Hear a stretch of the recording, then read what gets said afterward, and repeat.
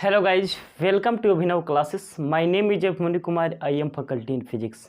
देखिए मेरे प्यारे दोस्तों एंड मेरे प्यारे विद्यार्थियों, जितने भी लोग मेरे यूट्यूब चैनल को देख रहे हैं तो खास करके इस वीडियो को देखने के बाद हमारे यूट्यूब चैनल को एक बार ज़रूर सब्सक्राइब कीजिएगा और साथ साथ बेल आइकन की घंटी को ज़रूर इम्प्रेस कीजिएगा ताकि आने वाला हर एक वीडियो का नोटिफिकेशंस आप लोग को पहले मिले। तो देखिए स्टूडेंट्स, आज के लेक्चर्स में एक बहुत इंपॉर्टेंट से टॉपिक्स यानी बहुत इंपॉर्टेंट सा पार्ट्स को स्टार्ट करने वाले हैं जो कि बोर्ड एग्जाम तथा कम्पिटिटिव एग्जाम के लिए बहुत इंपॉर्टेंस है, जो कि आज के लेक्चर्स में हम देखने वाले हैं। द्विध्रुव के स्थितिज ऊर्जा यानी स्थितिज ऊर्जा क्या होता है, यानी इलेक्ट्रिकल डायपोल पोटेंशियल से एनर्जी क्या होता है, इसके बारे में हम डिस्कस करने वाले हैं। यह एक बहुत इंपॉर्टेंट पॉइंट है। तो देखिए मेरे प्यारे दोस्तों, इसको समझने के लिए हम थोड़ा बहुत नेक्स्ट पार्ट्स के बारे में स्टडी करेंगे। जैसे इलेक्ट्रिक फील्ड हो गया। इलेक्ट्रिक फील्ड हम जानते हैं कि कोई यूनिफॉर्म इलेक्ट्रिक फील्ड है और उस यूनिफॉर्म इलेक्ट्रिक फील्ड के कुछ अनंत दूरी पर कोई विद्युत द्विध्रुव रखा हुआ है, यानी इलेक्ट्रिकल डायपोल मोमेंट रखा हुआ है, यानी इलेक्ट्रिक डायपोल रखा हुआ है। और उस इलेक्ट्रिक डायपोल को हम एक समान विद्युत क्षेत्र के अंदर लाते हैं तो उसके रिस्पेक्ट में हमको कार्य करना पड़ेगा। जब हम कार्य करेंगे तो कुछ एनर्जी भी लगेगा कार्य करने में, और उसी एनर्जी को हम इस विद्युत द्विध्रुव के स्थितिज ऊर्जा के नाम से जानते हैं, यानी इलेक्ट्रिकल डायपोल पोटेंशियल एनर्जी के नाम से जानते हैं। अब जरा इस पॉइंट पर आप लोग गौर कीजिए। यहाँ पर विद्युत द्विध्रुव के स्थितिज ऊर्जा को हम U द्वारा प्रेजेंट करते हैं और यहाँ पर कोई एक समान विद्युत क्षेत्र है। ये क्या है? कोई एक समान विद्युत क्षेत्र है, क्योंकि हम एक समान विद्युत क्षेत्र हैं और एक समान विद्युत क्षेत्र को हम किससे प्रेजेंट करते हैं? E से। तो यहाँ पर क्या इसका डायरेक्शन क्या हो जाएगा? E हो जाएगा। अब देखिए यहाँ पर ये क्या है? एक समान विद्युत क्षेत्र है और एक समान विद्युत क्षेत्र के को कैसे समझेंगे कि ये एक समान विद्युत क्षेत्र है? कोई भी समांतर लाइन जब सेम डिस्टेंस पर खींची जाती है उसी रेखाएं को हम विद्युत क्षेत्र के नाम से जानते हैं, यानी एक समान विद्युत क्षेत्र के नाम से जानते हैं। जैसे यहाँ से लेके यहाँ तक डिस्टेंस क्या है? एक समान है। फिर यहाँ से लेके यहाँ तक डिस्टेंस एक समान है। फिर यहाँ से लेके यहाँ तक डिस्टेंस एक समान है, यानी सभी पॉइंट पर डिस्टेंस आपका एक समान मिल रहा है। तब इस पॉइंट को हम क्या बोलेंगे? एक समान विद्युत क्षेत्र। इसको हम क्या बोलेंगे? एक समान विद्युत क्षेत्र। एक समान विद्युत क्षेत्र। विद्युत क्षेत्र। अब देखिए यहाँ पर कोई अनंत पर कोई द्विध्रुव रखा हुआ है, यानी यहाँ पर कोई द्विध्रुव रखा हुआ है। तो द्विध्रुव होने की शर्तें क्या है? एक पर प्लस चार्ज तो दूसरे पर माइनस चार्ज। अब देखिए यहाँ पर द्विध्रुव रखा हुआ है, यानी ये अनंत है। अनंत है यानी क्या है? कोई अनंत पॉइंट है और इस पॉइंट पर द्विध्रुव रखा हुआ है और इस द्विध्रुव को खींचकर एक समान विद्युत क्षेत्र के अंदर लाना है तो उसके रिस्पेक्ट में हमको कुछ वर्क करना पड़ेगा। जब वर्क करेंगे तो क्या लगेगा? एनर्जी लगेगा, और उसी एनर्जी को विद्युत द्विध्रुव को स्थितिज ऊर्जा के नाम से जानते हैं। अब जरा गौर कीजिए, इस अनंत पर द्विध्रुव को रखा हुआ और इस द्विध्रुव को लंबवत यहाँ पर यानी एक समान विद्युत क्षेत्र के अंदर रख देते हैं, लंबवत रख देते हैं, यानी एक पर प्लस चार्ज तो दूसरा पर माइनस चार्ज, और इसको हम मिला दिया। और हम जानते हैं कि विद्युत द्विध्रुव को हम तो रख दिए और यहाँ पर एक विद्युत द्विध्रुव के केंद्र, विद्युत द्विध्रुव के यानी प्लस क्यू चार्ज यानी माइनस क्यू चार्ज के बीच में, यानी किसी विद्युत द्विध्रुव के बीचों बीच सेंटर पर एक COD बनता है, यानी सेंटर ऑफ डाइपोल बनता है। जैसे यहाँ पर बनेगा COD, इसी को हम बोलते हैं सेंटर ऑफ डाइपोल के नाम से जानते हैं। COD बनेगा तो वो उसके रिस्पेक्ट में यहाँ से लेके यहाँ तक मान लेते हैं, इसको पॉइंट A मान लेते हैं, इसको O मान लेते हैं और इसको B मान लेते हैं। इस तरह मान सकते हैं। और देखिए A से लेके O तक का डिस्टेंस हमको पता नहीं है तो क्या मानते हैं? मान लेते हैं A भी मानते हैं, L भी मान सकते हैं। तो मान लेते हैं सपोज डेट यहाँ से लेके यहाँ तक डिस्टेंस L है। क्या है? डिस्टेंस L है। फिर O से लेके B तक का डिस्टेंस मान लेते हैं सपोज डेट L है। और दोनों डिस्टेंस को हम इंक्लूड यानी जोड़ देंगे तो आपका टोटली डिस्टेंस क्या हो जाएगा 2l हो जाएगा। क्या हो जाएगा 2l हो जाएगा। और स्टूडेंट्स एक और इम्पोर्टेंट फैक्ट है कि इलेक्ट्रिक डायपोल मोमेंट का जो डायरेक्शंस होता है वो negative charge to positive charge होता है।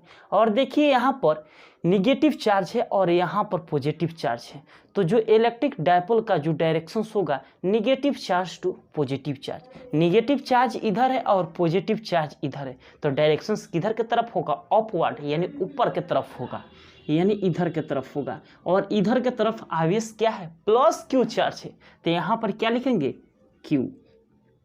और Q इंटू 2A को से हमको क्या मिलता है P मिलता है, यानी विद्युत द्विध्रुव मिलता है। विद्युत द्विध्रुव यानी इलेक्ट्रिक डायपोल मोमेंट मिलता है। यानी इसका कंडीशन क्या है, विद्युत द्विध्रुव होने का दो समान तथा विपरीत प्रकृति के आवेशों को कुछ अल्प दूरी पर हम रख देते हैं तो वह विद्युत द्विध्रुव का निर्माण करता है। यानी इंग्लिश में बोलते हैं when two equal and opposite charge separate by certain distance then this is called electric dipole moment. Electric dipole moment is represent by phi factor phi, क्योंकि यह एक पी जो है यानी इलेक्ट्रिक डायपोल मोमेंट जो फी क्वांटिटी है वह vector quantity है। तो देखिए यहाँ तक समझ गए। और यहाँ पर एक एंगल बनता है, देखिए यहाँ से लेके यहाँ तक एंगल बनता है, क्या बनता है 90 डिग्री, थीटा बराबर 90 डिग्री, क्या बनता है 90 डिग्री। तो यहाँ पर कुछ परिभाषा के तौर पर हम लिख लेते हैं, तो क्या लिखते हैं, जब किसी द्विध्रुव को Q इंटू 2S से अनंत से किसी बिंदु तक लाने में किए गए कार्य हैं विद्युत स्थितिज ऊर्जा कहलाता है। यानी इस अनंत पॉइंट से, यानी Q इंटू 2A अनंत पॉइंट है, अनंत पॉइंट से यहाँ तक यानी एक समान विद्युत क्षेत्र के अंदर लाएंगे इस द्विध्रुव को, तब इसी को हम बोलते हैं इसी को हम बोलते हैं विद्युत द्विध्रुव को स्थितिज ऊर्जा के नाम से जानते हैं। तो कुछ पॉइंट लिख लेते हैं। जब किसी द्विध्रुव को लिखेंगे, जब किसी द्विध्रुव को Q इंटू 2A से Q इंटू 2A अनंत से एक समान विद्युत क्षेत्र के अंदर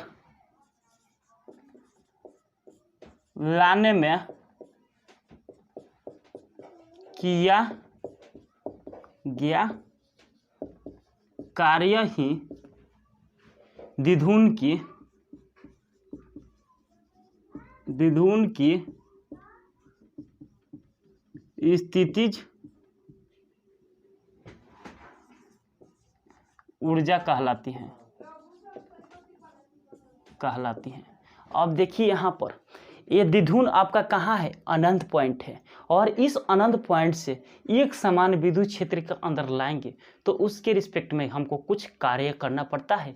जब कार्य करेंगे तो क्या लगेगा, एनर्जी लगेगा, और उसी एनर्जी को हम इलेक्ट्रिक डायपोल पोटेंशियल्स एनर्जी के नाम से जानते हैं, यानी विद्युत द्विध्रुव के स्थितिज ऊर्जा के नाम से जानते हैं। अब जरा इस पॉइंट पर गौर कीजिए, और यहाँ पर एंगल कितना बन रहा है, यानी θ1 बराबर मान लेंगे यहाँ पर 90 डिग्री, और θ2 बराबर मान लेते हैं यहाँ पर θ2 बराबर थीटा। अब जरा इस पर गौर कीजिए, यहाँ पर विद्युत द्विध्रुव के स्थितिज ऊर्जा को हम U द्वारा प्रेजेंट करते हैं, यानी U बराबर अब यहाँ पर इंटीग्रेशन θ1 θ2, यहाँ पर देखिए, यहाँ पर ये क्या है आपका समांतर लाइन में रखा हुआ है, और यहाँ पर समांतर लाइन में हम रोटेट करते हुए विद्युत द्विध्रुव को लाएंगे तो उसके रिस्पेक्ट में क्या लगेगा, यानी इस द्विध्रुव को रोटेट करते हुए लंबवत ले आकर एक समान विद्युत क्षेत्र के अंदर रख देते हैं तो उसके रिस्पेक्ट में कुछ टॉर्क लगता है, और उसी यहाँ पर कुछ टॉर्क लगता है, यानी टॉर्क, और यहाँ पर घूमता है तो क्या लगता है डी थीटा। इतना तो हम जान चुके हैं। और देखिए यहाँ पर θ1 के वैल्यू कितना है 90 डिग्री, तो यहाँ पर पुट करेंगे 90 डिग्री, और θ2 के जगह पर क्या है थीटा। और यहाँ पर टॉर्क का वैल्यू क्या हम जानते हैं, टॉर्क का वैल्यू नेक्स्ट पार्ट्स में हम देख चुके हैं पीई साइन थीटा। क्या होता है? PE sine theta, PE sine theta, इतना तो हम जान चुके हैं। अब देखिए यहाँ पर तो पीई साइन थीटा तो हम जान चुके हैं। अब यहाँ पर और पीई को हम बाहर निकाल सकते हैं, बाहर निकालेंगे और देखिए यहाँ पर डायरेक्ट हम कर देते हैं, पीई को बाहर निकाल दिए और साइन थीटा को इंटीग्रेशन करेंगे तो क्या होता है? साइन का इंटीग्रेशन क्या होता है? Cos theta. क्या होता है? Cos theta. यहाँ पर क्या हुआ? पर 90 और थीटा। फिर यहाँ पर देखिए पीई, अब देखिए यहाँ पर cos थीटा के जगह पर, इस थीटा के जगह पर एक बार 90 डिग्री पुट करेंगे और एक बार थीटा के जगह पर कितना पुट करेंगे? थीटा पुट करेंगे। तो यहाँ पर क्या हो जाएगा? cos 90 minus cos theta. और देखिए यहाँ पर फिर यहाँ पर u बराबर क्या लिखेंगे? पीई। और यहाँ पर cos 90 का वैल्यू क्या होता है? cos 90 का वैल्यू क्या होता है? 0 माइनस और cos थीटा, cos थीटा। तो देखिए यहाँ पर क्या हो जाएगा? u बराबर पीई, इसको मान लेते हैं यहाँ पर माइनस में हो जाएगा तो क्या हो जाएगा? Minus PE cos theta. क्या हो जाएगा? u बराबर माइनस पीई cos थीटा। अब यहाँ तक तो समझ गए होंगे। अब देखिए यहाँ पर इसको हम क्या बोलते हैं? Electric field. और इलेक्ट्रिक फील्ड का यूनिट क्या होता है? न्यूटन पर कूलम, वोल्ट पर मीटर। और ई इस पी को क्या बोलते हैं? Electric potential energy. क्या बोलते हैं? Electric potential energy, electric potential energy. यहाँ तक तो हम देख चुके हैं। अब इस पॉइंट को हम, और इसको हम क्या बोलते हैं? इसको हम क्या बोलते हैं? Electrical dipole potential energy. क्या बोलते हैं? Electric dipole potential energy. क्या बोलते हैं? Electric dipole potential energy. अब यहाँ तक तो हम देख चुके, यानी फार्मूला का प्रूफ क्या आया? U बराबर, यानी द्विध्रुव को स्थितिज ऊर्जा यानी इलेक्ट्रिकल पोटेंशियल एनर्जी U बराबर माइनस पीई cos थीटा। अब इसका हम विशेष स्थिति का चर्चा करेंगे, यानी विशेष स्थिति हम देखेंगे। अब यहाँ तक तो हम देख लिए, अब देखेंगे विशेष स्थिति। अब देखिए यहाँ पर विशेष स्थिति का डिस्कस करने वाले हैं।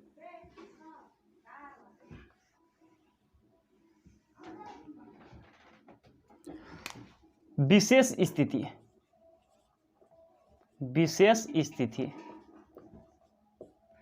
केस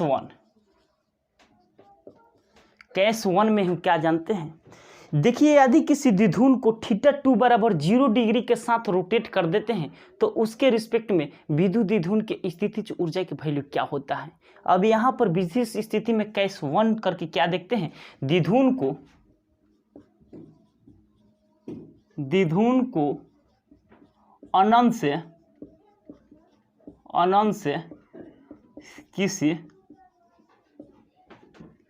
एक समान विद्युत क्षेत्र में θ2 बराबर 0 डिग्री पर घुमा देने पर स्थितिज ऊर्जा, घुमा देने पर स्थितिज ऊर्जा। अब इस पर जरा गौर कीजिए। यहाँ पर स्थितिज ऊर्जा को हम U द्वारा निरूपित करते हैं। माइनस पीई कितना आया था? माइनस पीई cos थीटा, इतना आया था cos थीटा। यहाँ पर θ2 तो यहाँ पर क्या लिख देंगे? θ2। अब U बराबर माइनस पीई और cos, और यहाँ पर θ2 के जगह पर कितना एंगल बन रहा है? 0 डिग्री। अब U बराबर माइनस पीई और cos 0 का वैल्यू क्या होता है? cos 0 का वैल्यू क्या होता है? 1 होता है। तो यानी 1 हो जाएगा, तब बराबर क्या हो जाएगा? U बराबर माइनस पीई। ये भी एक बहुत इंपॉर्टेंट फैक्ट है जो कि बोर्ड एग्जाम तथा कॉम्पिटिटिव एग्जाम में यह सब डायरेक्ट डाटा पूछता है। तो देखिए मेरे प्यारे दोस्तों, हम तो यहाँ तक तो सीख गए। अब देखिए केस 2 में देखेंगे, केस टू अब थीटा बराबर यानी थीटा बराबर 90 डिग्री के साथ घुमाने पर, यानी थीटा बराबर 90 डिग्री के साथ घुमाने पर, यानी थीटा 2 के जगह 90 डिग्री, यानी यू बराबर क्या जानते हैं -φe कॉस, और यहाँ पर थीटा के जगह पर कितना पुट कर देंगे, यहाँ पर 90 डिग्री, तो यहाँ पर 90 पुट कर देंगे तो क्या हो जाएगा यू बराबर -φe। उसके बाद यहाँ पर cos 90 का वैल्यू क्या होता है, cos 90 का वैल्यू क्या होता है 0 होता है, यानी cos 90 का वैल्यू क्या होता है 0 होता है। अब इसमें गुणा करेंगे तो क्या हो जाएगा u बराबर 0 के बराबर हो जाएगा। यानी केस 2 देख लिए। अब केस 3 देख लेते हैं। यहाँ पर देख लेते हैं केस 3 में क्या मानेंगे, यानी थीटा बराबर 180 डिग्री के साथ घुमाने पर 180 डिग्री के साथ घुमाने पर। अब देखिए यहाँ पर u बराबर क्या जानते हैं φe -φe cos थीटा, और थीटा के जगह पर कितना पुट कर देंगे 180 डिग्री, कितना पुट कर देंगे 180 डिग्री, चाहे इस तरह हम समझ लेते हैं 180 डिग्री के साथ घुमाने पर। तो देखिए यहाँ पर u बराबर क्या जानते हैं -φe cos थीटा, और थीटा के जगह पर कितना पुट कर देंगे 180 डिग्री, तो u बराबर क्या हो जाएगा माइनस, और यहाँ पर φe, और यहाँ पर 180 डिग्री का वैल्यू क्या होता है -1, तो u बराबर क्या हो जाएगा -φe। ये भी वैल्यू हो गया। इतना तो हम जान चुके हैं, और इसी वैल्यू को मान लेते हैं, इतना तो हम जान चुके हैं, यहाँ पर क्या हो जाएगा प्लस, इसी को हम बोलते हैं मैक्सिमम वैल्यू क्या है मैक्सिमम वैल्यू। अब यहाँ तक तो हम डिस्कस कर लिए। देखिए मेरे प्यारे दोस्तों, आज के लिए इतना ही रहने देखते हैं। नेक्स्ट